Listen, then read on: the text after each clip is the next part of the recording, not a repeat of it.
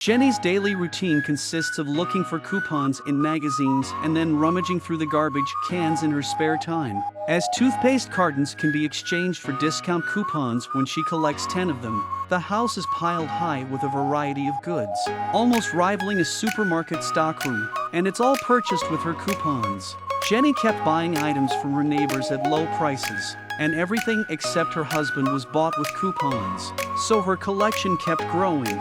One day, Jenny was enjoying her free cereal when she suddenly noticed that something didn't taste right. Although the product hadn't expired, she realized that consumer rights needed to be respected as well. So without hesitation, she wrote a letter of complaint to the manufacturer and received an apology and a coupon in response. Jenny took this coupon and happily received a free box of high-grade oatmeal. Then she was reminded by the supermarket cashier of the manufacturer's regular practice, issuing coupons in case of complaints to avoid returns. Seeing a business opportunity, Jenny began writing complaint letters to various manufacturers to get tons of coupons. But she soon realized that the number of coupons she had on hand was already too much for her to spend on her own. So she decides to sell these coupons to others at half price. Her BFF Jojo gets suspicious and asks how much she can sell these coupons for and how they are generated. Jenny explains that these coupons are produced by a printing plant, but the manufacturer has a limit on the number of coupons it can issue, and any extra coupons printed will be destroyed and turned into worthless scrap paper.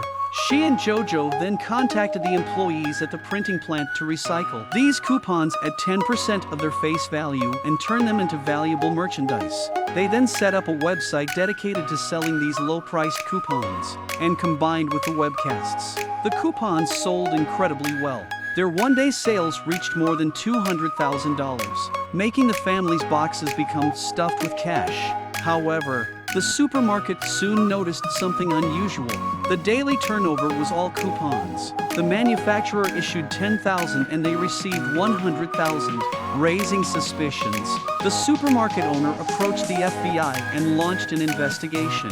Meanwhile, to protect the account from being seized, Jenny plans to use the money to buy luxury goods and then sell them for cash.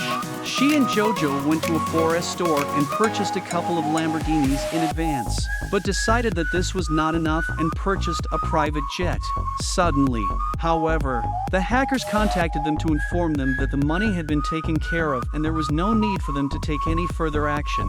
The women then felt that the most important thing now was to dispose of the small items as soon as possible before they became incriminating evidence against them, as the amount of money involved was upwards of $200 million. The FBI launched an investigation and eventually discovered that the coupons were mailed by a courier company. The FBI suspected that Jenny might have been working in a gang, but the courier always refused to admit it and claimed that he knew nothing about it. The FBI decides to follow Jenny and the girls for a few days to gather enough evidence, and then sends the special forces to arrest them. The special forces broke into their residence and captured them. Due to the huge amount of money involved, both Jenny and Jojo are in danger of a long prison sentence, but Jenny decides to hire a top-notch lawyer to help her with her defense.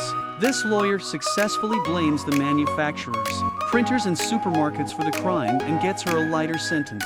However, all of this had a negative impact on Jenny's family life. While she was in prison, her husband filed for divorce and considered her a criminal. Jojo followed Jenny's instructions to move things that belonged to her, but her husband was unhappy with the items. When Jojo moved out, she found boxes full of bills.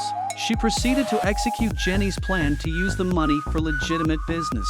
And all Jenny had to do was wait for her sentence to be completed and then become a rich man.